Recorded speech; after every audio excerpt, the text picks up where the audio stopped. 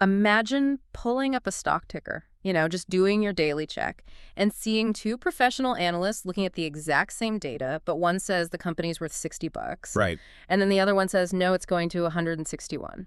It's just wild. It is. That is $100 chasm on Intel, a company that, like a year ago, was supposedly fighting for its life, but is now riding this unprecedented AI wave. It's a wildly polarizing financial landscape right now. But before we dive into the thick of it, just a quick reminder for you listening. This deep dive is just for entertainment purposes, right? You should always seek professional financial advice. Exactly. We are just dissecting the data today, looking at the underlying mechanics. We're not offering investment recommendations. Yeah, strictly analysis. And today, our mission is to conduct a full analysis of the Intel Corporation common stock ticker INTC, and specifically, we are focusing on their Q1 2026 earnings. We really want to cut through the noise of this massive structural overhaul they're doing and figure out, how their underlying business is actually performing right now. Right, because there's so much noise. So much. And to do this, we are synthesizing data from a stack of premium sources. We've got Intel's official Q1 2026 SEC 8K filings, the accompanying earnings presentation, the Motley Fool earnings call transcript, a fresh analyst report from Morningstar, and a highly detailed valuation model from TIKR. It really is a critical moment to look at this stock. I mean, we just saw this staggering 52% run-up in the past month. Yeah, pushing the price right into the $80 range post-earnings. Right. The market is aggressively repricing Intel's future. And that repricing is entirely centered on whether you believe their operational turnaround is authentic or if it's just, a mirage. Okay, let's unpack this, starting with the headline numbers. Because looking at Intel right now is honestly like watching a homeowner do a multi-million-dollar gut renovation on their house. While still trying to host a dinner party inside it. Yes, exactly. And the top-line revenue makes it look like the party is a huge success. I mean, Q1 revenue came in at $13.6 billion. That is up 7% year over year. And they beat their own guidance by a jaw-dropping $1.4 billion. Which is massive for a legacy tech company. But then you look at the bottom line, the cost of that construction, right? And it shows a GAAP net loss of $3.7 billion. So I have to stop you before I go any further.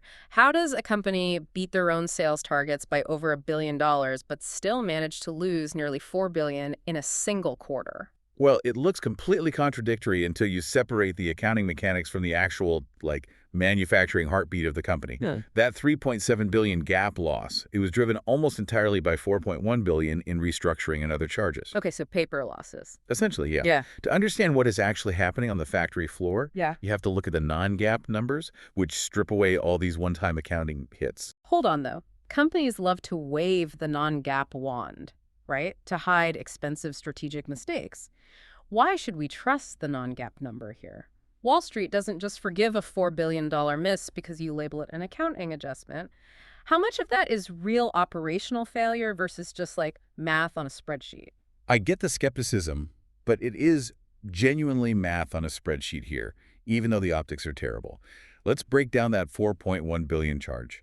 The bulk of it was a goodwill impairment related to Mobileye. Okay. And a goodwill impairment just means Intel is adjusting the on-paper value of that asset downward based on current market conditions. It is not cash walking out the door. It's an accounting true-up. Got it. Furthermore, they took a $1.09 billion mark-to-market loss on what they call escrowed shares. Now, these are tied to the U.S. Department of Commerce and their CHIP Act Secure Enclave Agreement. Right, the government funding. And just to be clear for you listening, we're just reporting the mechanics of this CHIP Act agreement as outlined in the SEC filings, not taking any political stance on government subsidies. Exactly. And the irony here is that because Intel's stock price went up, the liability value of those escrowed shares changed on paper. Oh, wow. Yeah, forcing them to record a loss. So again, it is an accounting rules dictating the JAP reporting. It's not operational cash bleed. So if we clear away all the paper losses, the Mobileye adjustments, the CHIP Act, escrow math, what did the actual business of producing and selling silicon look like in Q1? What's fascinating here is how the underlying operational profitability is actually healing once you remove that accounting heavy lifting. Stripping out those charges, non-GAAP net income was a positive $1.5 billion. Quite a swing. Yeah, with earnings per share coming in at 29 cents, their internal guidance was just break even. So they drastically outperformed. Operationally, yes. But the most critical metric for any semiconductor manufacturer is gross margin. Non-GAAP gross margin jumped to 41%. That's a full 650 basis points ahead of their guidance. A 650 basis point beat on gross margin is monumental. What drove that efficiency? CFO Dave Zinsner attributed it to better volumes, selling through previously reserved inventory, and crucially, accelerated yields on the new Intel 18A manufacturing node. Right, the new node. Yeah, because when you process a silicon wafer, your cost is relatively fixed. If you only get 60 usable chips out of 100, your per unit cost is huge. You're throwing away 40% of the wafer. Exactly. But when that yield jumps to 80 or 90 usable chips, the incremental cost of those extra chips is effectively zero. That efficiency drops straight to the bottom line. That's what's driving that 41% margin. Well, if wafer economics are getting that much better, it raises the obvious question, right? What exactly are they printing on those wafers that's driving a $1.4 billion top-line beat? Because selling higher margin chips only matters if the volume is there to support it. And looking at the earnings transcript, the volume is clearly coming from the AI infrastructure boom. Yeah, Intel is finally capturing the structural tailwinds of the AI market.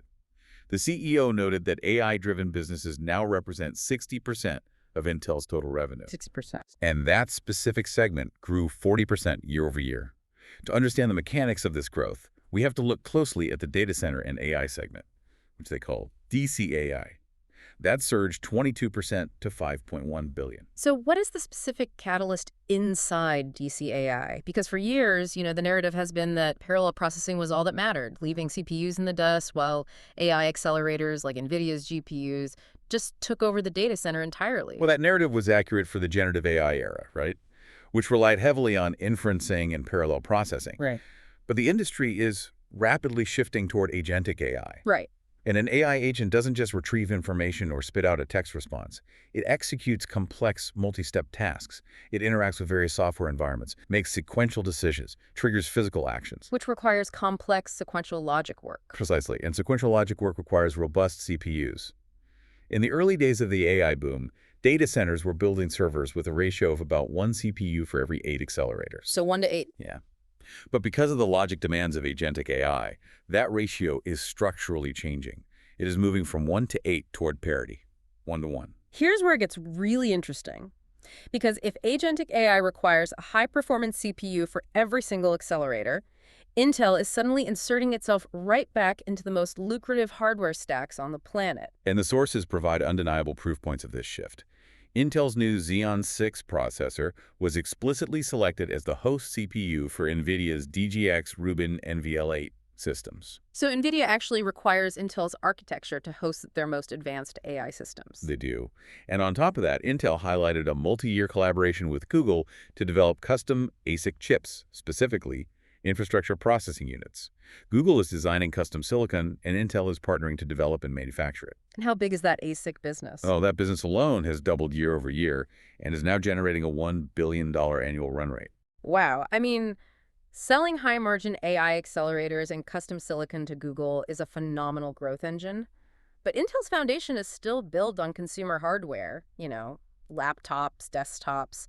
And looking at the client computing group, the CCG segment, that foundation seems to be facing some pretty serious structural pressure. It is the innovator's dilemma playing out in real time.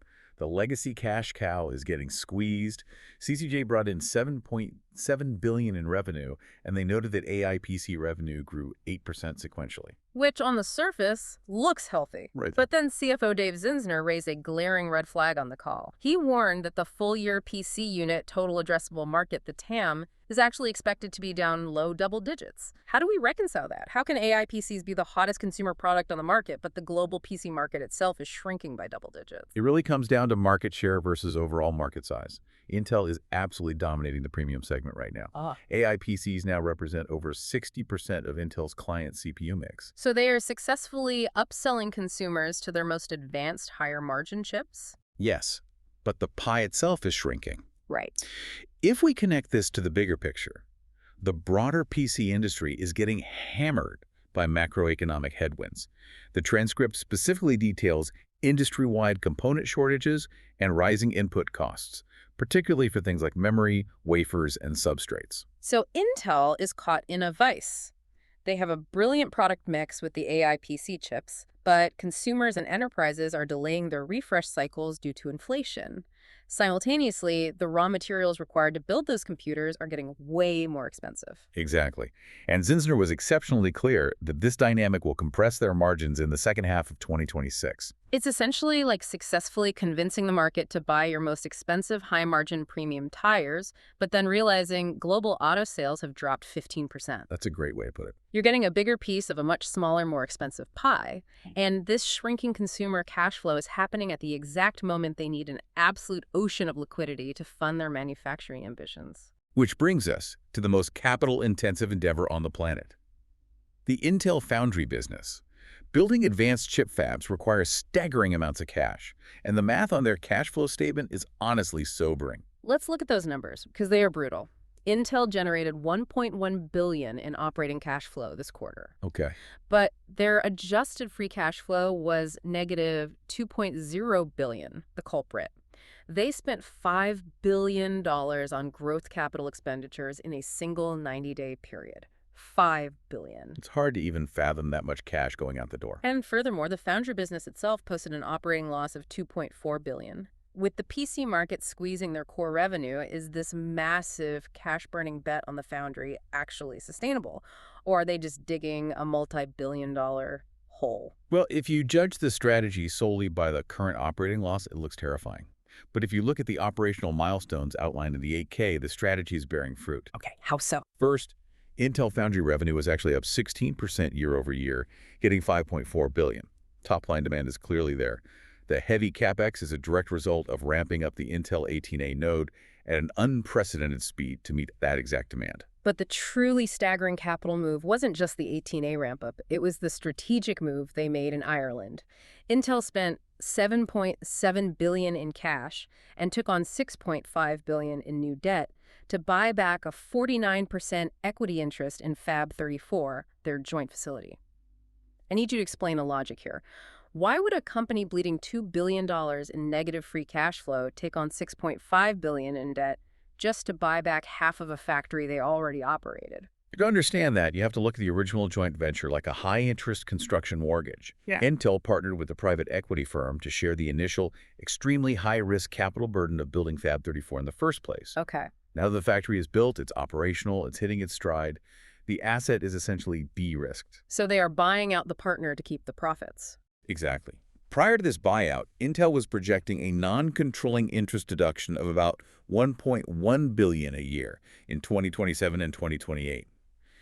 By taking on cheaper corporate debt to buy out the equity partner now, Intel captures 100% of the future cash flows of a fully functional, highly profitable facility. So it's a long-term economic consolidation. Yes, and the market demand justifies it. The transcript explicitly notes a backlog for advanced packaging measuring in the, quote, billions of dollars per year. Advanced packaging being the critical technology used to stack and connect multiple chiplets together in these complex AI accelerators. Yes. The bottleneck in the semiconductor industry is no longer whether customers want Intel's silicon architectures. The bottleneck is strictly whether Intel can build and scale the physical factories fast enough to supply the global demand. Okay, so we have a $1.4 billion revenue beat, a data center segment surging on the back of agentic AI, but we also have a shrinking consumer PC market and billions of dollars hemorrhaging through CapEx to build these foundries. It is an incredibly complex financial mosaic. Which brings us to the valuation, and we really need to look closely at the current stock price and those key multiples. Right. So what does this all mean? How is Wall Street pricing this reality? Because we have that massive divergence in analyst sentiment. It's a huge split. Let's start with Morningstar's bear, or, at best, hold case.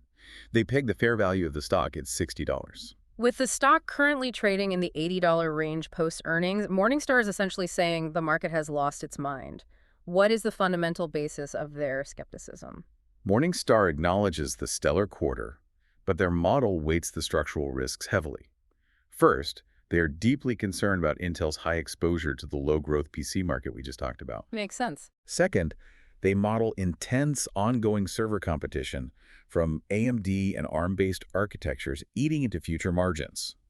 Let's not forget AMD is still swinging hard in the server space. Oh, absolutely. And most critically, Morningstar points out that Intel's next-generation 14A manufacturing node is still completely unproven.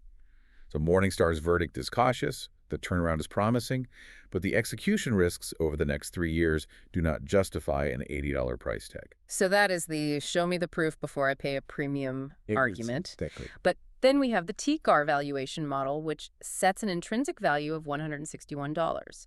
That implies a 141% upside from TCAR's baseline measurement of $67. How does a professional financial model arrive at a number that high? To understand that $161 price target, we really have to look under the hood of their 10-year discounted cash flow, or DCF, analysis. The TCAR model treats Intel as a high-conviction recovery trade, and it bakes in some very specific operational successes. Their 10-year DCF uses a 9% growth expectation. Wait, 9%, let's translate that. A 9% compound annual growth rate for revenue over a decade is incredibly aggressive for a legacy hardware company. It is aggressive, but it accounts for the total addressable market expansion of agentic AI and advanced packaging. Furthermore, the model projects an 11.6% net income margin over the coming years. Okay, so they're expecting them to get significantly more profitable. Yes. They are using a normalized free cash flow base, applying a 2.5% terminal growth rate, and using a 10% discount rate to account for the execution risk associated with all this heavy CapEx. Right, the 10% discount rate factors in the danger of them fumbling the foundry build-out. Exactly.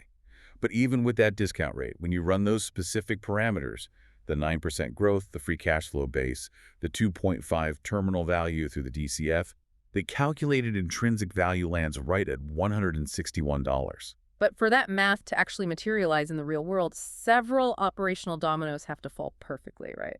Absolutely. For the DCF to hit that 9% growth expectation and 11.6% net income margin, the Intel 18A node must hit volume production targets by mid-year, and it has to approach corporate average gross margins by year-end. Which is no small feat. No, it's not. Also, the custom ASIC business with partners like Google must continue its multi-billion-dollar scaling.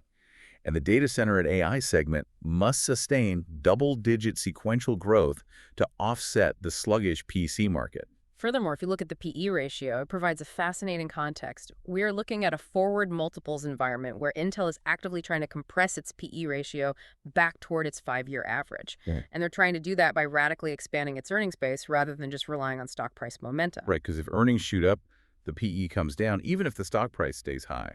Exactly. So what does this all mean for your portfolio? If you're listening right now, looking at your screen, trying to figure out if this stock is a buy, a hold, or a sell based on these intrinsic value calculations, it essentially boils down to a binary bet on their manufacturing execution. This raises an important question. Do you believe CEO Lip-Bu Tan and his leadership team can flawlessly navigate a $5 billion quarterly CapEx spend, perfect the 18A wafer yields, and fend off AMD and ARM in the server space? Because if you do believe their 10-year growth story, if you buy into that TIKR model, the stock is currently trading at a steep discount to its intrinsic value of $161, and it is a massive buy. Conversely, if you look at the macroeconomic headwinds in the PC market, the negative free cash flow, and the sheer difficulty of standing up new semiconductor nodes, well, you might side with Morningstar. Yeah. If you fear delays, the stock is currently trading at a premium to its $60 fair value, making it a definitive hold or sell. It is honestly one of the highest-stakes corporate transitions in modern tech history. To summarize the core reality for you today, Intel is no longer a company fighting for relevance. They are fighting to fulfill structural demand. The pivot toward agentic AI has made their sequential logic architecture essential again, putting them directly into the critical path alongside NVIDIA. Yep. But the financial burden of securing that future is keeping their free cash flow deeply negative today. They're absorbing immense financial pain now to guarantee they own the infrastructure of the next decade. And I want to leave you with a final thought to ponder as you watch this turnaround play out over the next few quarters. We have spent this time discussing AI moving out of centralized data centers and into localized agentic edge devices and PCs. As that structural shift accelerates, the global demand for physical, advanced silicon will outpace anything we have seen before. Unprecedented demand. Right. So if Intel's multi-billion-dollar bet on their foundry business faces even a slight delay If that 18A node stumbles for a single quarter, how will that bottleneck ripple through a global tech supply chain that is already struggling to source basic components? It would be chaotic. If the factory of the future is delayed, who actually builds the AI economy? That is the trillion-dollar question, keeping the entire industry awake at night. Thank you for joining us on this deep dive. We'll catch you next time.